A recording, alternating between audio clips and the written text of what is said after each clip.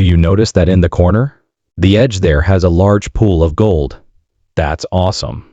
God, I think we might discover some really nice ones if we see this right away. Although Parker Schnabel's most recent gold find is incredible, the backstory is even more fantastic. It all began with a $15 million swagger that was doomed from the start due to malfunctioning machinery and growing debt. The explosive tree-shaped nugget that gave his crew hope will be revealed.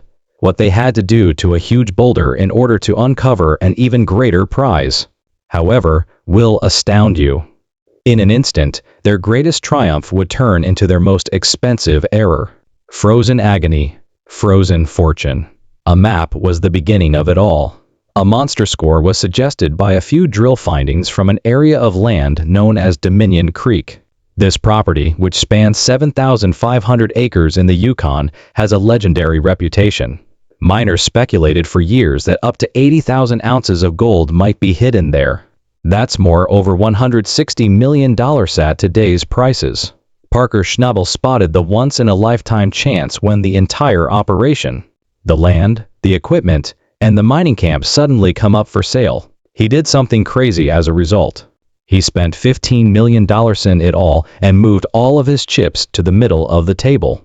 It was the largest risk he had ever taken. You'll succeed because you mine incredibly well. Alright, let's get started. Thank you, well done. In one season he aimed to extract 5,000 ounces. He would become a legend in that haul. Here's the worst part though. It is said that all of the gold was buried 40 feet below the surface, trapped in concrete hard permafrost. Dominion Creek felt cursed from the first day they started construction. When you think about it, it's humorous. You expect some luck when you spend so much money. Not in this place. Parker initially thought it would be simple to get started by running old tailings, which are piles of leftover material from earlier miners. He hoped for some quick gold to gain momentum, but the ground was already thawed. The land, however, had different plans. The machine began to disintegrate almost instantly. One by one, the operation's workhorses collapsed. An excavator bucket's teeth broke off completely. A bulldozer's hydraulic hose burst, spouting hot, flaming oil all around. There was a fresh, costly breakdown every day. Time was passing and money was being lost with each minute a machine was not working. It was incredible how much pressure there was. Parker was a mining whiz 1 minute and then he made a master move. Subsequently, he was facing a $15 million catastrophe with little gold to show for it. The camp was in a gloomy mood. The tension in the air was palpable. The crew was working non-stop in the bitter weather, fixing damaged equipment, while the prospect of a large payout slipped their minds. What on earth is happening here? This is a tensioner right here. This keeps the motor separate. You can tell that it's broken too. They were spending money on payroll, components, and fuel. However, the gold pans were yielding no results. It was more than a sluggish beginning. From the beginning, it was a disastrous failure. Everyone knew that Parker, the Klondike's king, was in trouble. The ground was retaliating fiercely because he had staked everything on it. Their morale was at an all-time low, and he had a massive team to support. Working hard and seeing results is one thing, but breaking your back for no reason is quite another. People began to question whether Parker had made a grave error. Did the mythical Dominion Creek actually exist? Had a $15 million Slemon been sold to him? Pulling 5,000 ounces seemed like a joke. They would be fortunate to break even at this stage. It was more than simply a poor week. Before the entire operation had even started, it was in danger of collapsing due to a full-blown catastrophe. He needed to find a quick method to make things better, the Australian beast. This was not going to be resolved by hard work alone. Parker was aware that Big Red, his dependable old wash plant, was a legend in and of itself. However, it was not designed for such a massive operation. It was too sluggish, too little, and like everything else, it was beginning to fail. Parker made an unexpected maneuver as Big Red was collapsing due to damaged tension bars. He took a plane to New Zealand, which is halfway across the world. Unbelievably, He was searching for new technologies from some of the world's top miners while his crew was engaged in a losing war in the Yukon. What he witnessed there was astounding. He discovered a huge beast of a machine that rested on its own pond and sucked out pay soil from the bottom, a floating wash plant. It had the appearance of something from a science fiction film, enormous, strong, and highly effective. It briefly appeared to be the solution to every issue he was facing. Parker knew it wouldn't work, though. The Klondike is rocky and rugged rather than level and serene. The rugged terrain of the Yukon would be too hard for a floating plant. Parker would have given up, but most people wouldn't. When he returned, he had an even more outrageous notion. He would construct the ideal machine himself if he couldn't purchase it. This was the beginning of a huge new endeavor that took 2 whole years to complete. He started from scratch to create his ideal machine, a wash plant that would be larger, quicker, and more effective at capturing gold than anything he had ever used. He gave it the name Roxanne. Another $1 million was spent. On top of the first big gamble, there's another one. For months, the team welded enormous steel parts together, painted everything a distinctive vivid blue, and assembled everything like a huge, intricate puzzle. Roxanne appeared to be a superhero prepared to save the day when it was at last prepared and fired up for the first time. Additionally, the initial run was a great success.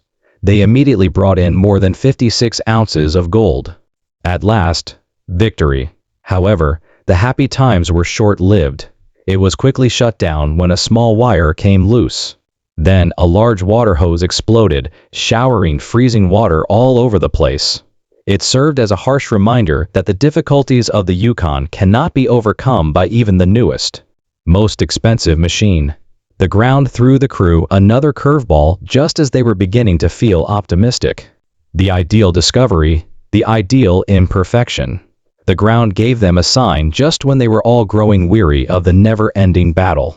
It was something far cooler than a mountain of riches. One gold nugget, slightly larger than 4/10 of an ounce, was discovered by the crew. Although that's a good discovery, the shape was what really got people to pause. It didn't appear to be your typical lumpy nugget. Dendritic gold is a rare and beautiful crystal structure found in this item. This indicates that it develops into complex branching patterns after forming in extremely chilly water. It resembled a lightning bolt frozen in solid metal or a little golden tree limb. It was extremely precious to collectors, rare and gorgeous. They gave it the moniker electrifying nugget right away. This discovery greatly raised spirits. It brought to mind fabled nuggets such as the welcome visitor discovered in Australia, a country renowned for its enormous and oddly shaped gold. This kind of object was worth much more in gold than it was worth. It proved that there was special, superior gold in the ground and was a treasure, a gift from the earth. Hope had returned. And something even more bizarre occurred just when they believed that things couldn't get much more exciting. In the center of their pay dirt was a huge boulder the size of a small vehicle. It was a massive barrier that prevented any advancement. However, just as they were about to move it, someone saw that its surface was shimmering. The rock was dotted with strong gleaming veins of actual gold. It was more than just a boulder. It was a chest of treasure. When it eventually shattered, the crew froze as they worked gently to break it open. One enormous piece of solid gold was tucked away in the center of the rock. It weighed 100 ounces. Cheers broke out throughout the camp. One nugget, around $200,000. They had been hoping for this prize. However, tragedy struck in the midst of the festivities. The unimaginable occurred as they struggled to separate the enormous nugget from the nearby rock. It cracked. The one solid component broke up into several big pieces. In an instant, the camp's energy shifted from unadulterated happiness to bittersweet disappointment. It was no longer a single 100 nugget of gold, but it was still an amazing quantity. It had immediately lost the value of a special collector, the added value that results from being a once-in-a-lifetime discovery. It was a stomach hit and a good illustration of the ruthlessness of the Klondike. It offers you a treasure one moment, then takes some of it away the next. Even more conjecture about what actually occurs behind the scenes was stoked by this amazing discovery and its tragic shortcoming. What the show doesn't show. Gold Rush contains more riddles than most popular shows. Fans ask a ton of questions for each ounce of gold weighed on camera. Devoted watchers have formed their own hypotheses about what could actually be happening over the years. Is the drama real? Is always one of the most important questions. It's a reasonable query. Fans have observed that catastrophes frequently occur at the ideal time. Just before a major gold weigh-in, two crew members get into a heated argument, or a machine malfunctions just before a blizzard. It may seem a bit too ideal, which makes viewers question whether the creators are advancing the plot to keep things interesting. However, a different theory is much more contentious. Salting the pan is an old mining trick. In the past, a dishonest person would covertly embellish a worthless claim with a few gold flakes in order to deceive an investor. A contemporary version of this may be taking place for the cameras, according to some admirers. This is the theory. Perhaps a producer subtly adds a bit of gold to the final cleanup if a crew is having a bad season.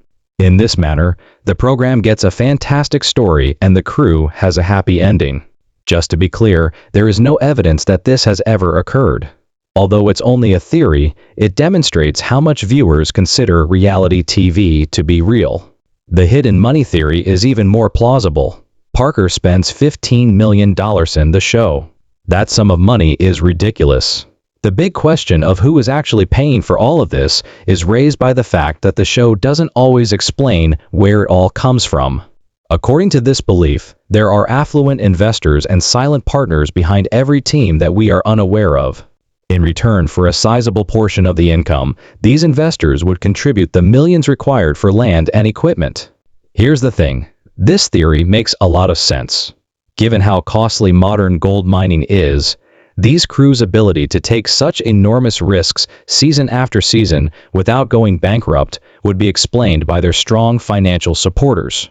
It gives the show a whole new dimension by implying a world of lucrative business dealings that take place entirely off camera. When you consider the real-life scandals that have shaken the cast, the concerns of what is real and what is for show only become more pressing. In the wild, there are no rules. The drama that goes on behind the scenes can occasionally be even more intense than what we witness on television. When Todd Hoffman led his crew to Guyana, South America, in pursuit of a dream of jungle gold, it was one of the worst disasters in the history of the show. It became an absolute nightmare. Their equipment was ruined by the jungle conditions, and after exhausting all of their resources, they left with a pitiful 2 ounces of gold. It was a huge, embarrassing failure. Prior to that, Jimmy Dorsey, a former member of the Hoffman team, openly stated that he was given lines and instructed on how to act by producers, implying that the drama was staged. Finding gold wasn't the only reason for the battles. In the real world, friendships that appeared strong on film fell apart.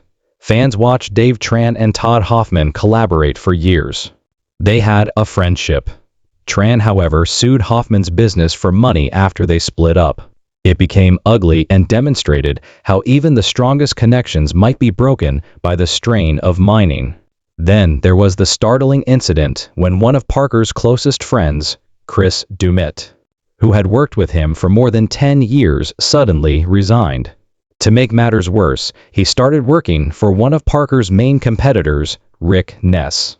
It generated intense internet discussions on friendship and loyalty and felt like a betrayal to admirers.